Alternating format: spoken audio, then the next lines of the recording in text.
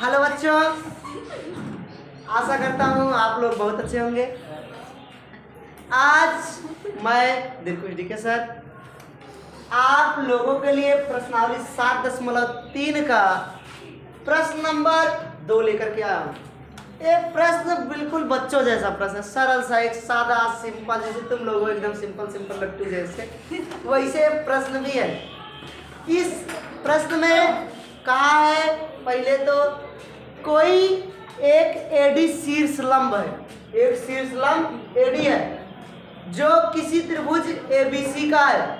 अब शीर्ष लंब मतलब एक सिरे से खींचा गया लंब होगा। सिरे से देखो पकड़ लिए ये सिरा, सिरे से हम पहले त्रिभुज बना लिए, त्रिभुज एबीसी, एक सिरे से पकड़ के हम शीर्ष लंब खींच देंगे। शीर्ष लंब का मतलब होता है लंब है तो 90 डिग्री का कोण, शीर्ष मतलब एक सिरे से आएगा, ये था। उसके बाद तब प्रश्न पूछना शुरू किया, हमसे कहा सिद्ध कीजिए, दे दिया समद्विबाहु त्रिभुज है पहली नंबर। तो समद्विबाहु का मतलब होता है दो भुजाएं बराबर, AB बराबर AC के प्रश्नों में दिया गया है। उसके बाद कहा सिद्ध कीजिए कि जो चौरवा शीर्ष लंब खींचे इस नारायण के जो आया, इस भुजा BC को दो बराबर भागों में अर्थात समद्विभाजित करता है, अर्थात जितना BD है उतना CD भी है, ये करना था। उसके बाद इसी AD से कहा है जो AD है कोण A को समद्विभाजित करता है, जितना कोण BAD होगा उतना ही कोण CAD भी होना चाहिए, ये हमको सिद्ध करके दिखाना है। आ जाओ उठा लेते हैं, अगर सर्वांग सम हो जाए त्रिभुज, इसके संगत पार्ट वैसे बराबर हो जाए, कुछ करने की जरूरत ही नहीं है। तो उठाओ त्रिभुज को, ले लो त्रिभुज ABD, त्रिभुज ABD तथा त्रिभुज ACD में अब देखो इसमें दिख रही होगी भुजा A वाली, भुजा AB बराबर AC प्रश्न में दिया गया, लिख लो भुजा AB बराबर AC, ये प्रश्न में दिया गया है।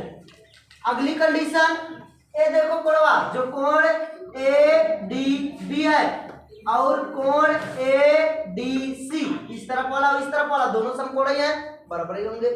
यहां से लिखोगे कोण ADB बराबर कोण ADC, क्यों बराबर है? समकोण है। यूक्लिड चतुर्थ अवधारणा, समकोण आपस में बराबर होते हैं, ये भी समकोण है। उसके बाद तीसरी कंडीशन, ये देखो त्रिभुजवा में जो A से लेकर D तक है, इस वाले त्रिभुज में भी है, A से लेकर D तक इस वाले त्रिभुज में भी है। तो लिखोगे भुजा AD बराबर AD, भुजा AD बराबर AD, क्यों बराबर है? उभय निष्ठ भुजा है, उभय निष्ठ भुजा है। अब बारी है, तीन शर्तें तो बराबर हो गई, यस ए यस, लिखोगे अतः सर्वांग समता नियम यस ए यस से त्रिभुज ABD, पहला तो लिख लो, कोनो दिक्कत नहीं है, सर्वांग सम होगा त्रिभुज। अब देखो A की संगत में ये वही है, ये ले लो, फिर B की संगत में C है तो C को ले लो, बचा D की संगत में खुद D है तो D को ले लो। त्रिभुज ABD सर्वांग सम होगा ACD के, इसलिए इनकी संगत भुजाएं और संगत कोण आपस में बराबर होंगे, इसलिए इनकी संगत भुजाएं और संगत कोण आपस में बराबर होंगे। संगत भुजाएं और संगत कोण आपस में बराबर होंगे, तो उठाओ देखो जो चौरों का, यहां से कहा BD, इस त्रिभुज की BD, इधर से CD ऑटोमेटिक उड़ जाएगी।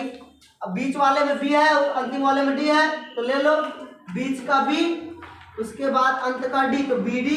इसमें देखो बीच में सी है तो सी, और इधर अंत में डी है तो डी, तो जो बी डी होगा वो सी डी के बराबर होगा। अगर बी डी और सी डी बराबर हो गए तो जो ए से लेकर डी तक है बीसी का लंब समद्विभाजक है।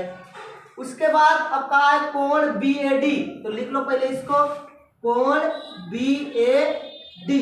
अब देखो बी की संगत में सी है तो कोण सी, उसके बाद ए की संगत में है तो ए, उसके बाद डी की संगत में डी है, तो कोण बी ए डी बराबर होगा कोण सी ए डी। यही दोनों तो कंडीशन कहा था सिद्ध कीजिए कि जो बी डी है वो सी डी के बराबर है, तो बी डी सी डी के बराबर हुई। फिर कोण बी ए डी बराबर कोण सी ए डी के, यही सिद्ध करना था, सिद्ध हो गया। अगर ये दोनों कोण बराबर हो गए तो जो ए डी है इसका समद्विभाजक है। बहुत सरल प्रश्न था, मुझे नहीं लगता आप लोगों को समझ नहीं आएगा। Thank you.